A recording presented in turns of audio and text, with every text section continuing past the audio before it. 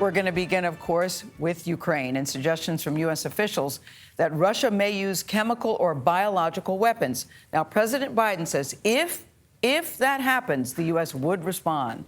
The president spoke after he met with several NATO leaders, in Belgium yesterday. He arrived in Poland this morning on a trip to see the refugee crisis firsthand. Ed O'Keefe is traveling with the president. He's in Warsaw, Poland, with more on the story. Ed, good morning. A lot going on in your part of the world.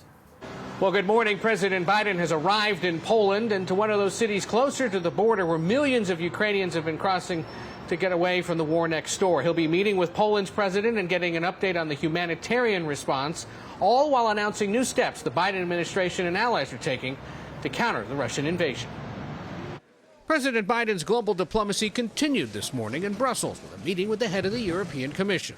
The United States and the EU are finding creative new approaches to knit our economies and our people closer together, grounded on shared values. Afterward, the president headed to Poland to receive a briefing on the humanitarian response to the growing flow of refugees from Ukraine, and also to meet with members from the 82nd Airborne Division deployed alongside Polish troops on NATO's Eastern Front.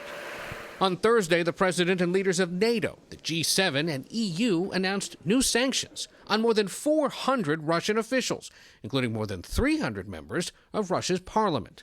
But Mr. Biden faced questions about whether they'll work. Deterrence didn't work. What makes you think Vladimir Putin will alter course based on the action you've taken today? I did not say that, in fact, the sanctions would deter him. Sanctions never deter.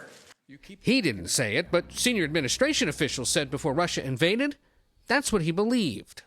The president believes that sanctions are intended to deter. The purpose of the sanctions, in the first instance, is to try to deter Russia from going to war. In a sign that NATO is preparing for a long, more violent war, the president said the alliance would respond if Vladimir Putin launches biological or chemical attacks. We would respond. We would respond if he uses it.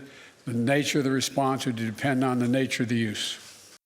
So what else is being accomplished on this trip? Well, the Biden administration has announced plans to admit up to 100,000 Ukrainian refugees in the coming year, mostly people who will be reuniting with their families already in the United States. And this morning, before he left Brussels, President Biden announced plans for the United States and other allies to help the European Union wane itself off of Russian oil and gas, with plans for the United States to provide liquefied natural gas, an example of the U.S. and other allies using economic firepower to respond to Vladimir Putin. Nate? Ed O'Keefe in Warsaw, thank you.